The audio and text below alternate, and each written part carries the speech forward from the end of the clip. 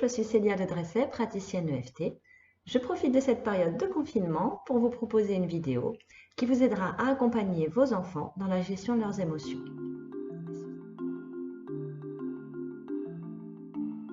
La technique est très simple, vous pouvez guider même un enfant de 3 ou 4 ans à partir du moment où il peut verbaliser ses sensations physiques et ses émotions.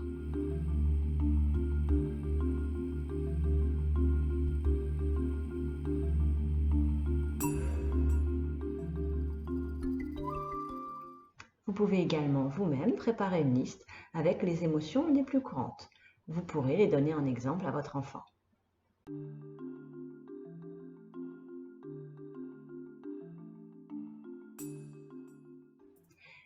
Avant d'utiliser l'EFT avec votre enfant, vous devez revoir la recette de base. Je vous remontre une fois les points. Du côté de la main, sommet de la tête, début des sourcils, extérieur de l'orbite, sous l'orbite, sous le nez, le pli du menton, les clavicules, le poing sous le bras. On peut taper avec une main, les deux, ou alterner, main droite et main gauche, ça n'a pas beaucoup d'importance.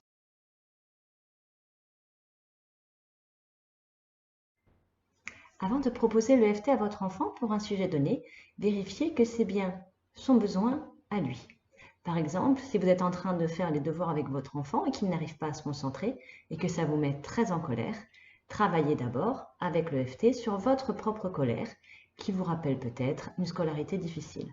Quand vous aurez géré vos émotions, vous pourrez proposer à votre enfant l'EFT pour gérer par exemple son impression qu'il n'est pas capable de réussir ou son agacement d'être obligé de faire des devoirs alors qu'il voudrait aller jouer dehors. Essayez d'écouter les mots de l'enfant pour comprendre quelle est sa vision de la situation. Quand il s'agit d'émotions et de ressentis, il n'y a que lui qui peut savoir. Vous retrouverez comment faire l'évaluation entre 0 et 10 des intensités physiques et émotionnelles dans la recette de base. Si vous faites de l'EFT avec un enfant très jeune, l'évaluation sur une échelle de 0 à 10, avec 0, aucune émotion, aucun ressenti, et 10, ressenti maximum ou émotion maximum, risque d'être difficile. Vous pourriez utiliser un petit graphique en escalier ou tout simplement mesurer avec les mains. Comment est ta colère? Comme ça, comme ça, comme ça, comme ça. Et vous savez bien que les bras peuvent aller faire le tour de la Terre. Lorsque vous interrogez votre enfant sur l'intensité, ne remettez pas en doute son évaluation. S'il vous dit que sa colère est à 10 ou est énorme, ne lui dites pas « mais tu exagères ». Cela invaliderait complètement son propre ressenti. Vous lui apprendriez qu'il ne peut pas faire confiance à son ressenti pour mesurer ses émotions. Donc même si son évaluation vous paraît déraisonnable, si vous-même dans la même situation auriez fait une évaluation complètement différente, accueillez l'évaluation de l'enfant, faites-lui confiance.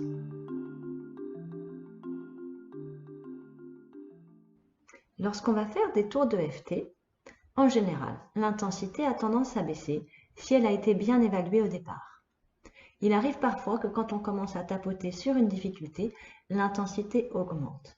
Cela ne veut pas dire qu'on a aggravé le problème, cela veut dire qu'à la base, on avait une évaluation qui était en dessous de la réalité et que le tapotement révèle l'intensité réelle.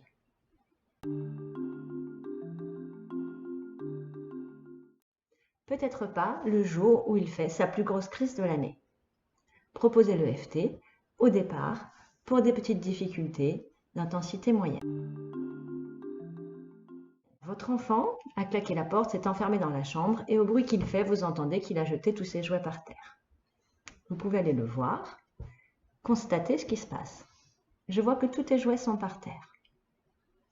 Peut-être que tu as beaucoup d'émotions. C'est lui qui nommera les émotions qui ont fait qu'il a jeté tous ses jouets par terre. Je peux te proposer un outil qui te permettrait de gérer ces émotions pour qu'elles te dérangent moins. Vous allez vous installer confortablement l'un en face de l'autre.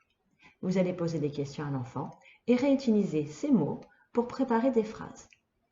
L'enfant les répétera. Vous allez les faire en tapotant les poings et vous laisserez des blancs pour que l'enfant puisse les répéter.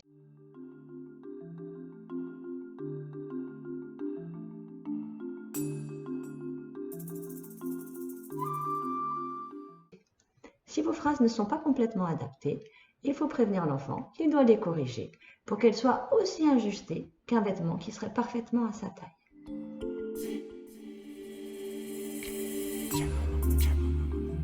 Vous allez commencer par demander à l'enfant « Quelle est ton émotion ?» Par exemple, « Je suis très en colère. » À quelle intensité est ta colère? C'est entre 0 et 10, ou entre ça et ça. L'enfant pourrait répondre « Je suis en colère comme ça ». Est-ce que tu as une sensation physique associée à cette colère?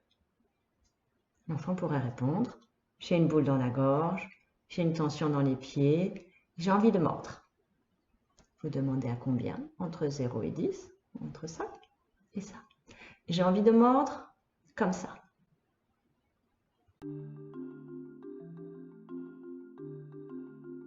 Vous allez demander à votre enfant qu'est-ce qui le dérange. Ce qui me dérange, c'est que je n'arrive pas à dessiner. Vous pourriez faire une phrase de ce type. Même si, vous allez dire « je » et votre enfant va répéter. Vous faites les phrases comme si c'était vous qui étiez l'enfant. Même si, je suis très en colère et que j'ai envie de mordre parce que je n'arrive pas à faire ce dessin. Je suis un garçon super ou une petite fille super. Vous remarquerez que dans la version adulte, on propose « je m'aime et je m'accepte » profondément et complètement. Pour un enfant, on pourra faire une phrase de préparation qui se finit par « je suis quelqu'un de bien, je suis un enfant super, je m'aime bien », quelque chose d'un petit peu moins solennel que « je m'accepte profondément et complètement ».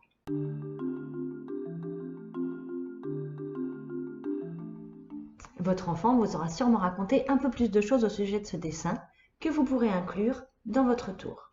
Par exemple, même si je suis extrêmement en colère et j'ai les dents qui se serrent parce que je n'arrive pas à faire ce dessin. Je suis un petit garçon super. Ça m'énerve, j'arrive jamais à dessiner. Mon grand frère dessine beaucoup mieux que moi. Tous les enfants à l'école savent dessiner des chats. Moi, je me trouve nulle. Je ne sais pas dessiner des chats. La dernière fois, Sophie s'est moquée de moi quand j'ai dessiné un chat. Etc., etc. Vous pourrez inclure toutes les choses de son histoire qui potentiellement le dérangent.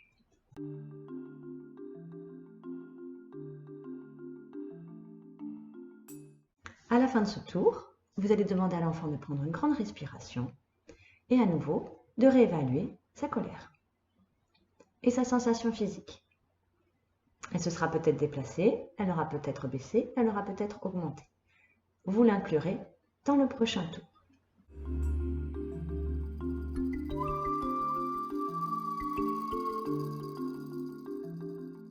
Quand vous allez travailler en EFT avec votre enfant, il n'y a pas un seul chemin.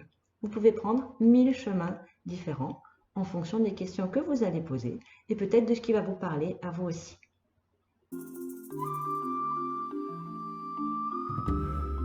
Je vous rappelle qu'en EFT, on ne s'attache pas à la réalité historique des événements.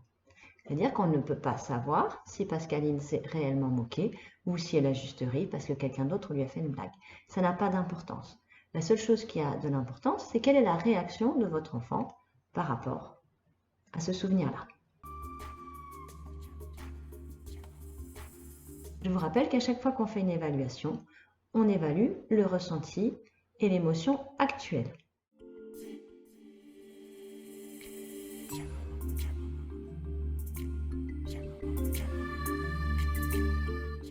Il pourrait être important de préciser à l'enfant que tout ce qui va être dit ou utilisé dans ce moment où vous faites de l'EFT appartient uniquement à ce moment-là. Ce ne sont pas forcément des choses vraies, mais ce sont des choses qui touchent et qui dérangent. Par exemple, si vous êtes amené à tapoter avec votre enfant sur « Mamie, cette grosse vache que je déteste », il faut que l'enfant se sente en sécurité et sache que la prochaine fois, vous n'allez pas utiliser ça, je dirais, contre lui ou à son insu.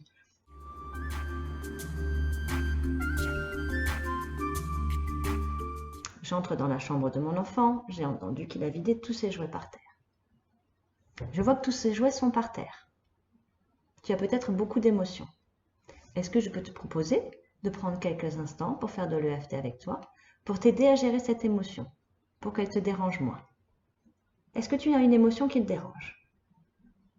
Est-ce que tu serais triste? Est-ce que tu serais en colère? Est-ce que tu serais très énervé? L'enfant peut répondre, je suis en colère. À 10. Qu'est-ce qui se passe? Qu'est-ce qui te dérange? Je n'arrive pas à faire ce dessin de chat et vraiment ça m'énerve. Cette colère, où est-ce que tu la ressens dans ton corps? J'ai vraiment envie de mordre, j'ai les mâchoires serrées. Tu as un petit peu envie de mordre? Vraiment envie de mordre? Très envie de mordre? 0, 1, 2, 5, 10. J'ai envie de mordre à 8. Même si je suis très en colère et très énervée parce que je n'arrive pas à faire ce dessin. Je suis un garçon super. J'arrive pas à faire ce dessin. Vraiment, ça m'énerve. Je suis tellement en colère que j'ai envie de jeter tous mes jouets par terre. D'ailleurs, c'est ce que j'ai fait. Ça me donne envie de mordre. Je suis tellement en colère. Ça me met vraiment dans une très grosse colère. J'arrive pas à faire ce dessin de chat. On fait une pause. On respire. À combien est ta colère maintenant? Je suis un petit peu moins en colère, mais ça me rappelle, tu sais maman, la dernière fois, j'ai fait un dessin en classe, c'était un chat. Et Pascaline s'est moquée de moi.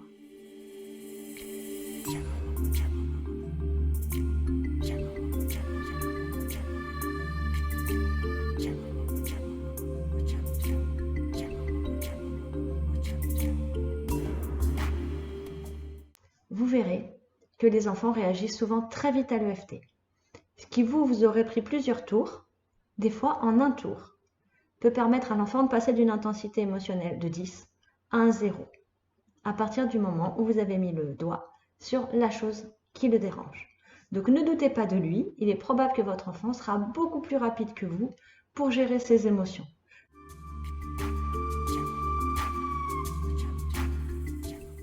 Il pourrait arriver qu'au moment où vous proposez l'EFT, votre enfant ne soit pas prêt à faire cet exercice avec vous.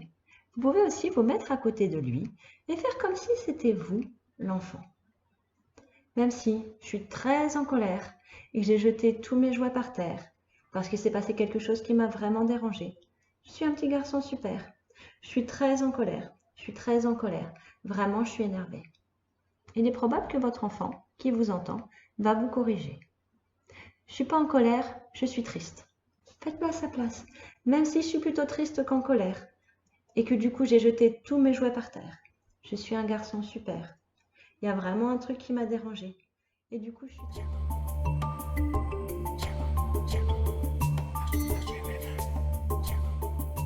Un autre procédé très simple que vous pouvez utiliser quotidiennement.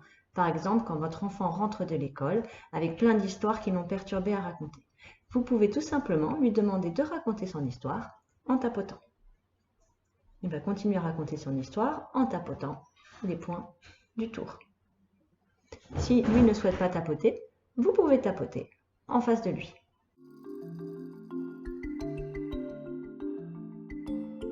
Faites-vous confiance, expérimentez. Il y a plein de manières de pratiquer l'EFT. Essayez l'humour, essayez l'exagération et surtout faites-en un moment convivial de partage et d'écoute. Votre enfant, petit à petit, va comprendre que vous pouvez accueillir même ces choses avec lesquelles lui n'est pas très à l'aise. Parce que considérer que mamie est une grosse vache qui pue, certainement que votre enfant, ça le dérange aussi. Une fois que vous aurez pu l'accueillir et que vous lui aurez permis de gérer ça, il vous sera probablement très reconnaissant. Pratiquez aussi pour vous. Plus vous pratiquerez pour vous et plus vous serez juste quand vous accompagnerez votre enfant.